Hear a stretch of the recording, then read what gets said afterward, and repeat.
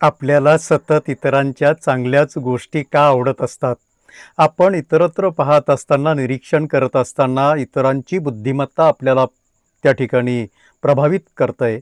इतरांचं सौंदर्य प्रभावित करतं, इतरांचं व्यक्तिमत्व प्रभावित करतं आणि आपण पाहत बसतो, निरीक्षणं करत बसतो आणि हतबल होतो, की एवढी ही माणसं या ठिकाणी सक्सेस होतातच कशी?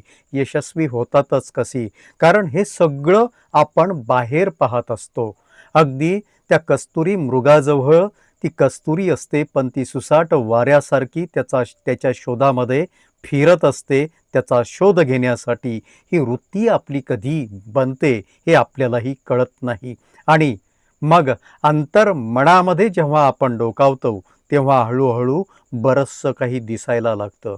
सुरुवातीला अंधुक दिसेल, पण नंतरच्या प्रवासात बरचसं स्पष्ट व्हायला लागतं आणि या बाहेरच्या जगामध्ये कितीही पळापळ केली तरी शेवटी आपल्या हातामध्ये पालापाचोळाच लागणार. हे आपल्या ध्यानात यायला शेवटी उशीर होतो आणि पश्चात्तापाशिवाय आपल्या हाती काहीच उरत नाही. हे विश्वचैतन्याचे या चॅनलला नक्कीच आपण सबस्क्राईब करा. नमस्कार.